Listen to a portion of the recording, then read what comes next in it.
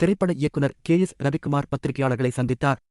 அப்போது மதுரையில் தமிழக வெற்றிக் கழகம் சார்பில் நடந்த மாநாட்டில் விஜய், முதல்வர் ஸ்டாலினை அங்கிள் என அழைத்துள்ளது பற்றி கேள்வி கேட்கப்பட்டது.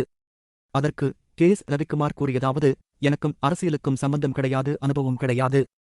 ஆனால் விஜய் பேசியது தவறாக எனக்கு படவில்லை. ஏனென்றால் விஜய் நிஜமாகவே நேரில் பார்க்கும் போது குட் மார்னிங் அங்கிள், எப்படி இருக்கீங்க அங்கிள் என்றுதான் சொல்வார். அதைதான் இப்போது பப்ளிக்கில் சொல்லி உள்ளதாக நான் பார்க்கிறேன். அதற்கு வேறு அர்த்தம் எடுத்துக்கொண்டு ஒரு குரூப் வேறு விதமாக பேசி வருகின்றனர். அவர்களுக்கு எல்லாம் நான் ஒன்றை சொல்கிறேன், இந்த பிரச்சனையை விடுங்கள். நாட்டுக்கு எது நல்லதோ அதை செய்தால் நல்லது, யாராக இருந்தாலும் சரி. நான் நிறைய முறை முதல்வர் ஸ்டாலின் வீட்டுக்கு சென்று இருக்கிறேன். நானே வணக்கம் அங்கிள், வணக்கம் ஆண்டி, எப்படி இருக்கீங்க என்றுதான் சொல்வேன். விஜய் பேசியது எனக்கு தவறாக படவில்லை. அங்கிள் என்பது தவறான வார்த்தை கிடையாது.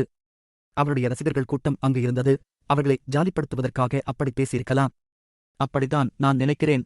இது குறை சொல்லும் வார்த்தையே கிடையாது என்று இயக்குனர் KS ரவிக்குமார் தனது நிலைப்பாட்டை தெரிவித்துள்ளார்.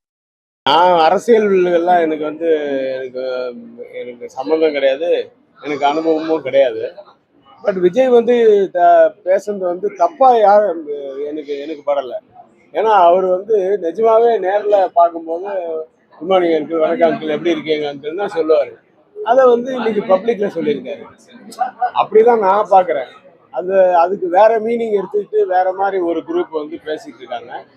அது அவங்களுக்கெல்லாம் நான் சொல்றேன், அதை விடுங்க. மற்றபடி நாட்டுக்கு என்ன நல்லதோ அதை எப்படி பண்ணணுமோ அதை பண்ணா ஓகே, அது யாரா இருந்தாலும் சரி இல்லையா. எனக்கு அவர் நான் என்ன ஸ்டாலின் சார் வீட்டுக்கு நிறைய தடவை போயிருக்கேன். நானே வணக்கம் அங்கிள் தான் சொல்லுவேன், ஆண்டி எப்படி இருக்கீங்கன்னு தான் சொல்லுவாங்க அவங்க.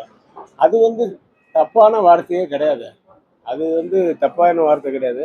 அவரு கொஞ்சம் கமர்ஷியலைஸ் பண்ணி அது பேசுறதுக்கு, ஏன்னா அவங்களோட ஆடியன்ஸ் இருக்காங்க அங்கே ஃபுல்லாக, ஜனங்க பூரா அவருடைய ஆடியன்ஸ், அவருடைய கூட்டம்.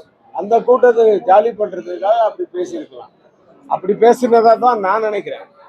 அவர் தப்பா ஒருத்தருக்கு குறை சொல்லணும்னு, அது குறை சொல்ற வார்த்தையே கிடையாது. ரொம்ப கவலைப்பட்டோம்ப்பா, கவலைப்பட்டேன். இந்தா 10,000 வச்சுக்க, தீர்க்காய்ச்சாயிரா, கருமை நிற கண்ணா, தீர்க்காய்ச்சாயிரு.